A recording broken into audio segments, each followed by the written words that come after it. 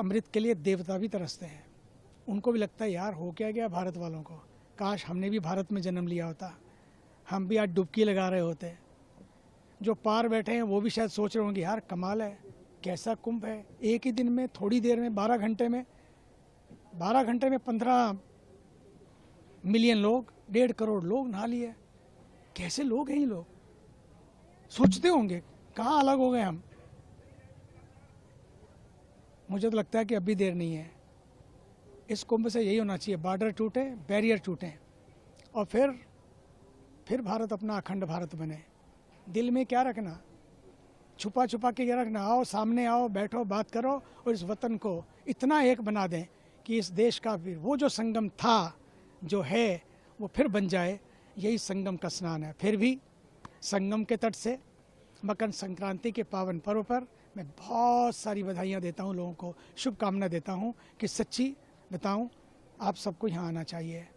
ये निमंत्रण जो दिया ना हमारे देश के ऊर्जावान प्रधानमंत्री जी ने और आदरणीय योगी जी ने कि आओ कुंभ चले, आओ कुंभ चले, मैं तो कहूँगा आओ कुंभ आओ, आओ कुंभ आओ, संगम में नहाओ। क्योंकि यहाँ पर का दृश्य जो है इतना दिव्य है, घर बैठकर उसकी अनुभूति नहीं हो पाती है। फिर भी एएनआई आपको कोशिश कर रहा है उन सारे दृश्यों को दिखाने का, और सारे चैनल आप लगे हुए हैं उन सारे दृश्यों को दिखाने के लिए, ताकि आपको लगे कि सचमुच ये केवल अमृत स्नान नहीं बल्कि सनातन के अमर होने का स्नान है। एक सनातनी को गर्व होना चाहिए कि गर्व से कहें हम भारतीय हैं, गर्व से कहो हम हिंदू हैं, ये करके, क्योंकि ये हिंदू धर्म में, सनातन धर्म में ही ये संभव है। ये सब बातें सारी दीवारें तोड़ के और सारी दरारें भर के, सारे दिलों को जोड़ के जो इस देश को एक दिशा दिखाए, वही तो संगम है।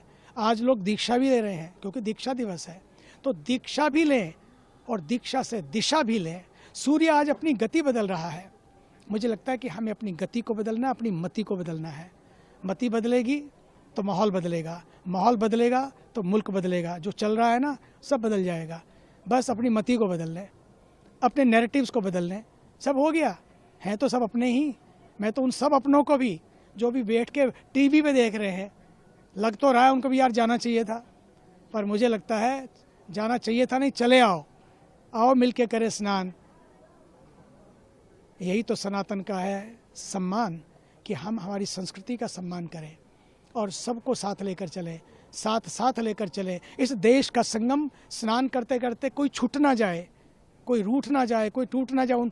जो भी है, हाँ जो भी आए भाव से आए, किसी को मना नहीं है, लेकिन भाव, बात है भाव की, क्योंकि देश तो सबका है, संगम सबका है, नदियाँ सबकी हैं। तो सूर्य जब अपनी गति उत्तरायण की ओर कर रहा है, हम भी अपनी गति प्रकाश की ओर करें। इसलिए ऋषि ने कहा असतो माँ सदगमय तमसो माँ ज्योतिर्गमय, कि आओ असत से सत की ओर चले और अंधकार से प्रकाश की ओर चले। ये जो अंधकार है ना, और कोई दूसरा नहीं है, ये अहंकार, ये अहम की यात्रा, ये नैरेटिव्स जब हम बना लेते हैं ना, फिर लगता है कि नहीं मैं ही सब कुछ हूँ, मेरे द्वारा ही जो होगा वही सब कुछ है। बस उस सब को भूलने की यात्रा है कुंभ की यात्रा। और ये कुंभ तो वैसे भी बहुत प्यारा है। 12 साल के बाद एक कुंभ आता है, और फिर अगर 12 ऐसे कुंभ आए तो महाकुंभ आता है। 144 साल के बाद ये महाकुंभ का अवसर मिला है, और इसलिए मुझे तो लगता है इस महाकुंभ में अब के नहीं नहाए ना तो ना भूतो ना भविष्यति, इस जन्म में तो नहीं नहा पाएंगे महाकुंभ में, क्योंकि ये फिर पता है आपको कितने साल बाद आएगा? 144 साल के बाद 2180 के आसपास ये कुंभ आएगा।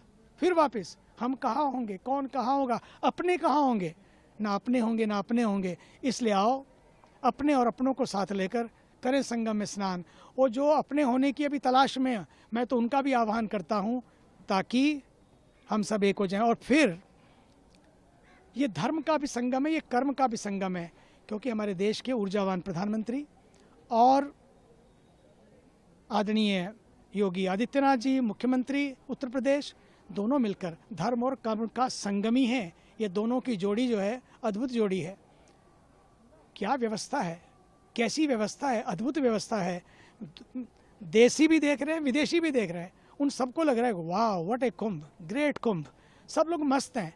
कैसी व्यवस्था है। अगर किसी को इवेंट मैनेजमेंट सीखना हो ना, कुंभ से सीखे।